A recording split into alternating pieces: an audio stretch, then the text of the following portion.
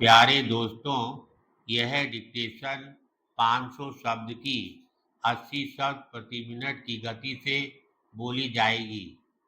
Ready start करते ही dictation शुरू हो जाएगी। Ready start.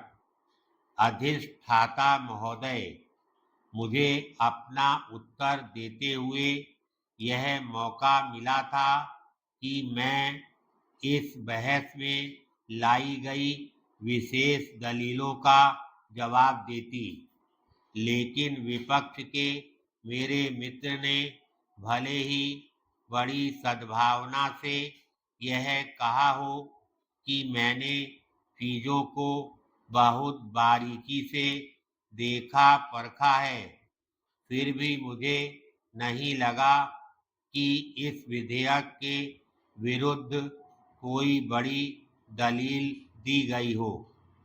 हमने देखा कि स्वतंत्र पार्टी ने माननीय सदस्य ने हमें सिखाना चाहा कि समाजवाद क्या होता है।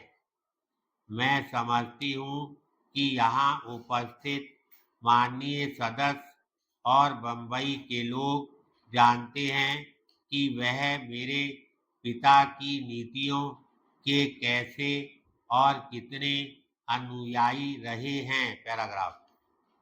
अगर हम माननीय सदस्य के बहके हुए भाषण को गंभीरता से लें तो उनके दल ने आज जो कुछ कहा है वह उनके कल के उदार स्वीकार का इतने स्पष्ट तौर पर और जमकर खंडन है कि मुझे लगता है कि उन्होंने सांसद उद्देश्यहीनता को ही ऊंचा उठाकर उसे अपना कार्यक्रम बना लिया है।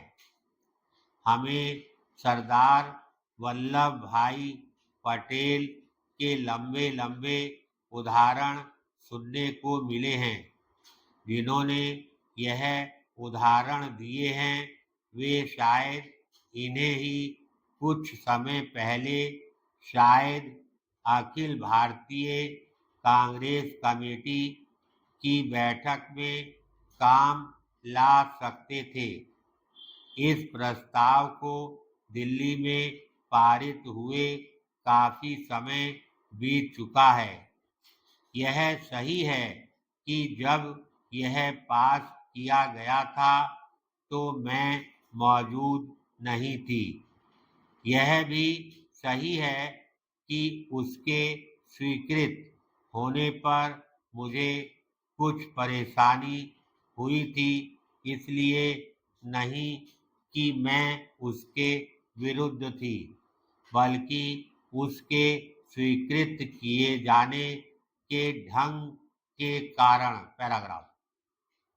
जिन्होंने अब उसका विरोध किया है उनके सामने इस मामले को फिर से विचारार्थ कार्य समिति में तथा बाद के अखिल भारतीय कांग्रेस कमेटी के अनेक अधिवेशनों में या कांग्रेस के पूर्ण अधिवेशनों में लाने का मौका था, लेकिन उसे उक्त मंचों पर विशेष कारण से नहीं लाया गया, क्योंकि उन्हें पता था कि अगर वे उसे फिर से उठाते तो वह फिर स्वीकृत किया जाता। इसलिए अब जबकि पार्टी में विभाजन है, प्रतिबद्धता से फिर जाना किसी के लिए ईमानदारी का माप हो सकता है, लेकिन मैं नहीं समझती कि विश्व या भारत की जनता इस मामले को इस ढंग से देखेगी।